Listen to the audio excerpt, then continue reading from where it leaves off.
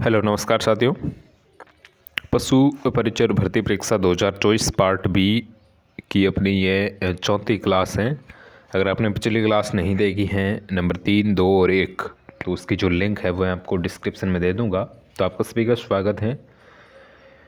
इसमें हमारे बहुत ही इम्पोर्टेंट क्वेश्चन रहने वाले हैं जो कि विगत परीक्षाओं में पूछे गए सवाल हैं। ठीक है, तो बहुत ही इम्पोर्टेंट रहने वाले हैं, तो बने रहिए एंड तक। सबसे पहले सवालों की तरफ हम बढ़ते हैं बिना कुछ देरी करते हुए। पहला सवाल आपकी स्क्रीन पर बहुत ही अच्छा और इम्पोर्टेंट सवाल आ चुका है। क्या कह रहा है देख लीजिए। बकरे के मांस को कहते हैं, ठीक है, जो बकरे का जो मांस होता है, जो मीट होता है, उसको क्या कहा जाता है? बीफ, चेवन, पॉर्क या फिर मटन। ठीक है, तो दोस्तों इसका जो हमें जो सही आंसर देखने को मिलता है तो वो मिलता है चेवन। ठीक है, बकरे के मीट को चेवन कहा जाता है। ठीक है, चेवन। नेक्स्ट देखिए, अगला सवाल है टैटोइंग क्या है। ठीक है, टैटोइंग क्या है?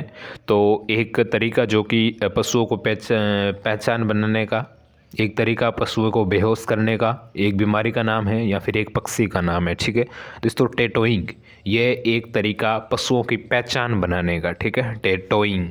तो इसका जो correct answer option number A है जो हो जाता है। ठीक है, टैटोइंग किसे कहते हैं? ये एक जो तरीका है पशुओं की पहचान बनाने का। ठीक है, नेक्स्ट देखिए अगला सवाल।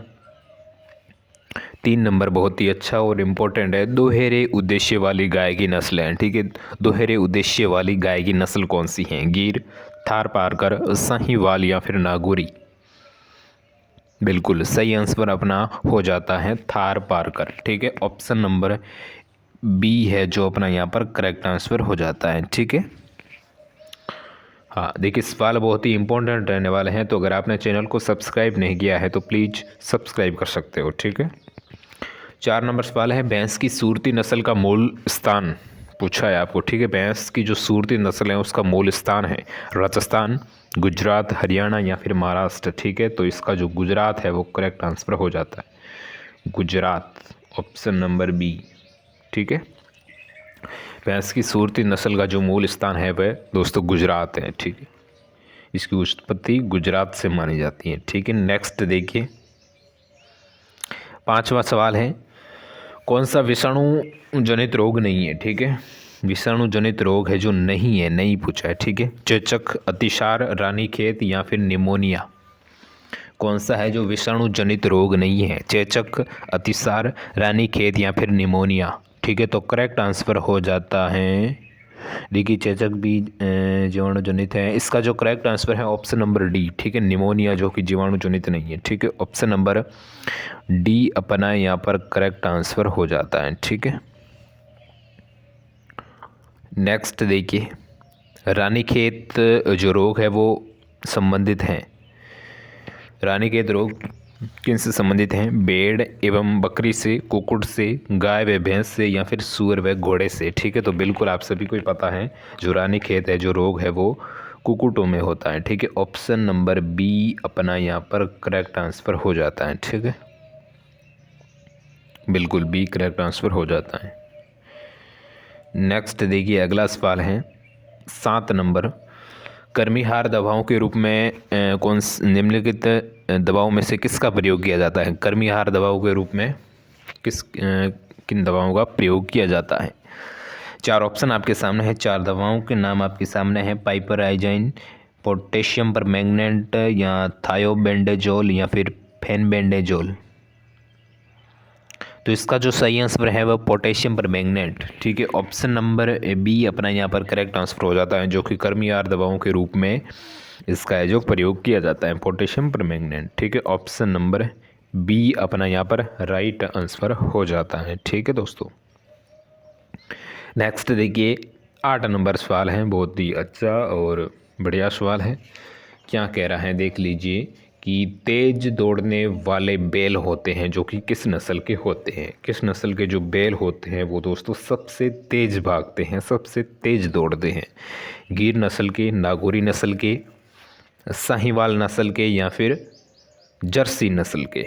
ठीक है, तो सबसे जो तेज़ दौड़ने वाले जो बैल होते हैं ना दोस्तों वह होते हैं अपने नागौरी नस्ल के। ठीक है, ऑप्शन नंबर बी अपना यहाँ पर करेक्ट आंसर हो जाता है, नागौरी नस्ल। आगे बढ़ते हैं दोस्तों। 9 नंबर सवाल, मादा पशुओं का गर्भधारण का उत्तम समय क्या है? सही टाइम पीरियड आपको पूछा है गर्भधारण का। ठीक है, देखिए 4 ऑप्शन आपके सामने मिलते हैं देखने को, जिसमें शुरू से 7 घंटे तक, मध्य काल से 12 से 8 घंटे तक, शुरू से 4 घंटे तक, या फिर अंतिम अवस्था में 24 घंटे तक। दोस्तों इसका जो सही आंसर है, सही जो टाइम समय है, जो पीरियड है मादा पशुओं का गर्भ धारण करने का, तो वो है दोस्तों ऑप्शन नंबर बी, मध्यकाल, जिसमें 12 से लेकर 8 घंटे तक। ठीक है, ऑप्शन नंबर बी है वो अपना यहाँ पर करेक्ट आंसर हो जाता है। ठीक है दोस्तों, नेक्स्ट देखिए 10 नंबर सवाल है, सर्वप्रथम नवजात बछड़ों बकरियों को पिलाना चाहिए। सबसे पहले जो नवजात जो बछड़े होते हैं या फिर जो कि बछड़ियाँ होती हैं गाय की, उसको क्या पिलाना चाहिए? खीस, दूध, पानी या फिर ग्लूकोज का घोल? तो दोस्तों उसको खींच पिलाना चाहिए। ठीक है, खींच बिल्कुल option number A correct answer हो जाता है। ठीक है, आप सभी को पता है खींच क्या है। नेक्स्ट देखिए 11 नंबर सवाल है, गाय, भेड़, बकरी में इंजाइजर जो दांत होते हैं, जो कृतक दांत होते हैं, ठीक है, वो केवल ऊपर के जबड़े में, केवल नीचे के जबड़े में, दोनों ऊपर और नीचे के जबड़े में, या फिर इनमें से कोई नहीं? ठीक है, तो इसका जो करेक्ट आंसर है, जो गाय, भेड़ और बकरी में जो इंसाइजर जो कृतक दांत होते हैं वो कहाँ होते हैं दोस्तों? तो वो होते हैं केवल नीचे के जबड़ों में। ठीक है, ऊपर जो दांत नहीं होते, केवल नीचों के जबड़ों में होते हैं। Option number B correct answer हो जाता है। अगला सवाल देख लीजिए, गाय के दूध में वसा का प्रतिशत पूछा है आपको। गाय के दूध में वसा का प्रतिशत जो कि है बिल्कुल 4 से 5%। Option number B correct answer. Next देखिए, बहुत ही इम्पोर्टेंट सवाल आ चुका है, मोरिनो जो कि विदेशी नस्ल है। मोरिनो विदेशी नस्ल की भेड़ किस देश की है? ठीक है, मोरिनो विदेशी नस्ल की जो भेड़ है वो किस देश की है? अमेरिका, स्पेन, न्यूजीलैंड या फिर इंग्लैंड? बिल्कुल, बहुत ही अच्छा और इम्पोर्टेंट सवाल है। ठीक है, मोरिनो विदेशी नस्ल भेड़ किस देश की है? तो करेक्ट आंसर हो जाएगा अपना Spain. Spain, option number B अपना यहाँ पर राइट आंसर हो जाता है दोस्तों 13 नंबर सवाल का। नेक्स्ट देखिए 14 नंबर, हमारे देश में पशु प्राय किन कारणों से मरते हैं?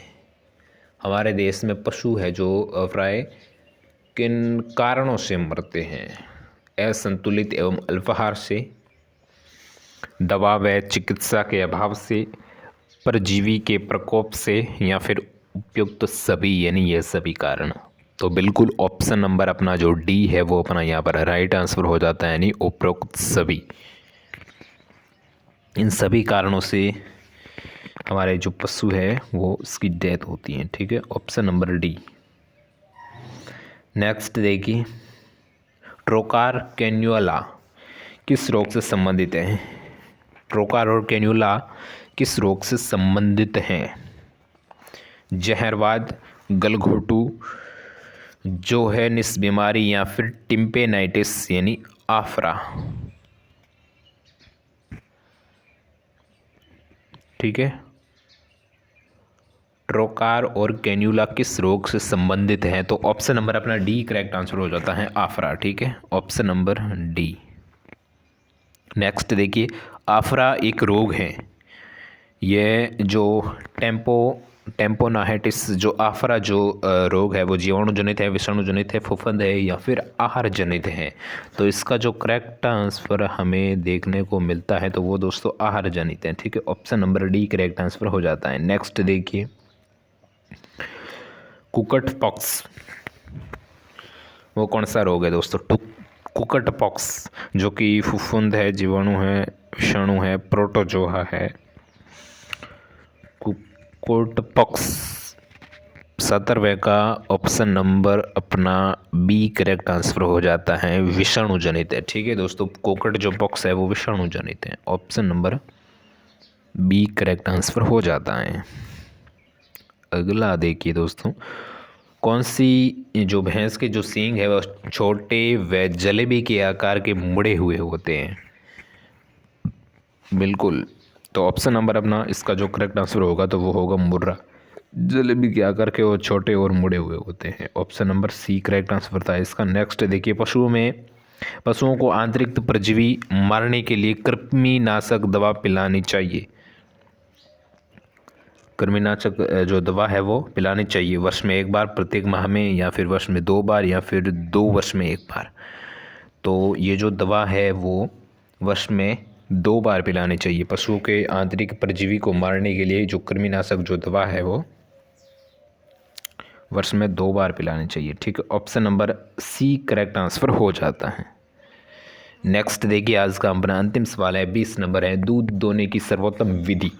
दूध जो दोहने की जो सबसे उत्तम विधि है तो वो दोस्तों कौन सी है? तो कौन सी है? 4 विधियाँ आपके सामने हैं। पूर्ण हस्त विधि, अंगूठा विधि, चुटकी विधि, या फिर इनमें से कोई नहीं। ठीक है, 3 विधियाँ हैं, इनमें से कौन सी है जो सबसे उत्तम विधि है? ठीक है, तो इसका जो आंसर है वो आपको कमेंट बॉक्स में बताना है दोस्तों। दूध दोहने की सर्वोत्तम विधि कौन सी है? ठीक है, इसका मैं आंसर नहीं बताऊंगा, आपको बताना है कमेंट बॉक्स में। सबसे पहले सही कौन बताता है उसका जो कमेंट है वो मैं आपको पिन कर दूंगा। ठीक है, देखते हैं। तो ये थी आज की क्लास, जिसमें 20 इम्पोर्टेंट सवाल थे जो कि पिछले एग्जाम्स में पूछे गए सवाल थे। तो बस मिलते हैं नेक्स्ट क्लास में, तब तक के लिए धन्यवाद।